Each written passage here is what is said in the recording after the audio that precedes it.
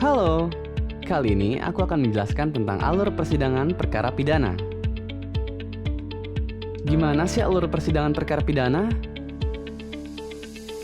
Jadi, alur persidangan perkara pidana acara pemeriksaan biasa menurut KUHP saat sidang dibuka, dimulai dengan pemeriksaan identitas terdakwa, lalu dilanjutkan dengan dakwaan, keberatan atau eksepsi, pendapat JPU, putusan sela, pembuktian, tuntutan, pembelaan atau pledoi, jawaban atas pembelaan atau replik, lalu tanggapan atas jawaban atau duplik, dan terakhir putusan. Pemeriksaan identitas terdakwa. Pemeriksaan identitas mengenai nama lengkap, tempat lahir, umur atau tanggal lahir, jenis kelamin, kebangsaan, tempat tinggal, agama, dan pekerjaan. Selain daripada itu, pada saat proses pemeriksaan identitas terdakwa, majelis hakim juga menanyakan mengenai status penahanan yang dikenakan pada terdakwa, apakah terdakwa telah menerima surat salinan dakwaan dan pemahamannya terhadap dakwaan tersebut, dan terakhir, hak terdakwa untuk didampingi penasihat hukum. Surat dakwaan. Pembacaan dilakukan oleh penuntut umum atas perintah dari hakim ketua sidang. Surat dakwaan berisikan pasal yang didakwakan kepada terdakwa dan runtutan peristiwa kejadian tersebut. Surat dakwaan menjadi dasar terdakwa untuk mengajukan pembelaan. Pasal yang didakwakan menjadi dasar pemeriksaan perkara dan dilakukan dengan terbuka atau tertutup. Akan tetapi, putusan selalu terbuka. Keberatan atau eksepsi. Keberatan ini tidak bersifat wajib atau opsional dan diajukan oleh penasehat hukum terdakwa. Keberatan ini berisi mengenai keberatan tentang unsur formil dari surat dakwaan yang telah dibacakan.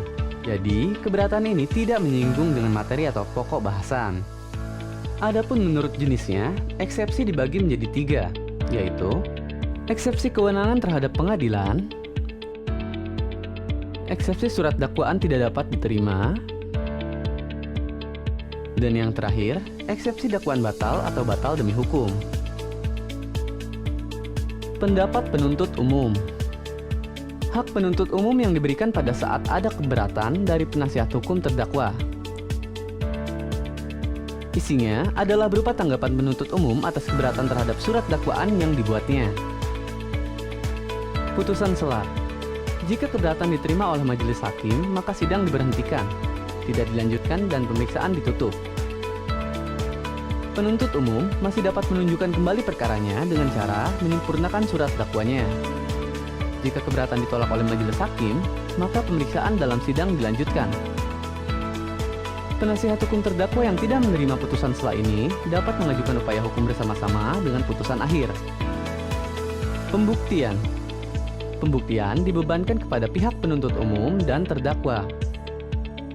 Indonesia menggunakan sistem pembuktian menurut undang-undang secara negatif, yaitu berdasarkan minimal 2 alat bukti yang sah dan keyakinan hakim. Seperti yang tertera pada pasal 183 KUHP. Penuntut umum dan penasihat hukum mengajukan alat bukti dan barang bukti untuk memperkuat argumen mereka. Pemeriksaan pembuktian. Kesempatan dimulai dari pembuktian dari penuntut umum dan dilanjutkan pembuktian terdakwa. Pemeriksaan dimulai dari saksi dan ahli. Barang bukti dan bukti surat ditunjukkan kepada saksi ahli dan terdakwa. Pemeriksaan terdakwa bisa dilakukan setelah saksi dan atau ahli yang diajukan penuntut umum atau setelah saksi dan atau ahli dari terdakwa. Tuntutan. Tuntutan didasari dari pembuktian yang telah dilakukan dengan menghadirkan saksi-saksi ataupun dengan mengajukan alat bukti lainnya. Pihak penuntut umum meminta majelis hakim untuk menjatuhkan hukuman terhadap terdakwa sesuai pasal yang diajukan. Dalam tuntutan juga disebutkan mengenai status kedudukan atas barang bukti yang telah disita. Pembelaan atau pledoi. Nomor 1, tujuannya. Tujuannya adalah untuk memperoleh putusan hakim yang membebaskan terdakwa dari segala dakwaan atau melepaskan terdakwa dari segala tuntutan hukum atau setidak-tidaknya hukuman pidana seringan-ringannya. Nomor 2, isinya. Isi dari pledoi atau pembelaan adalah meneguhkan sikap terdakwa atas bantahan dari surat dakwaan penuntut umum. atau pengakuan terdakwa atas tindakannya, pengungkapan rasa bersalah, dan penyesalan terdakwa. Ketiga, caranya. Caranya dapat diajukan secara lisan atau tulisan. Terdakwa atau penasehat hukum terdakwa dapat mengajukan sendiri-sendiri atau terpisah. Replik dan duplik. Replik sendiri diajukan oleh penuntut umum. Berisikan bantahan terhadap unsur-unsur yang ada di dalam pembelaan. Lain halnya dengan duplik. Duplik diajukan terdakwa atau penasihat hukum terdakwa untuk membalas, menjawab, atau menanggapi atas replik yang disampaikan oleh penasihat hukum. Putusan. Majelis hakim bermusyawarah terlebih dahulu sebelum menjatuhkan putusan. Perbedaan pendapat dalam musyawarah hakim dapat dicantumkan dalam putusan, atau disebut juga dissenting opinion. Putusan dibacakan dalam sidang terbuka untuk umum. Terdapat 3 hasil putusan yang dapat diberikan. Yang pertama, putusan bebas. Bebas dari segala tuntutan hukum dan dinyatakan perbuatannya terbukti tidak bersalah. Nomor 2, putusan lepas. Perbuatan terbukti dan dinyatakan bersalah, namun ternyata perbuatan tersebut bukan merupakan tindak pidana.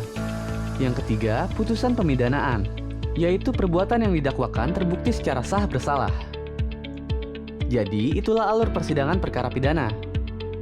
Terima kasih telah menonton videonya. Sampai jumpa di video selanjutnya.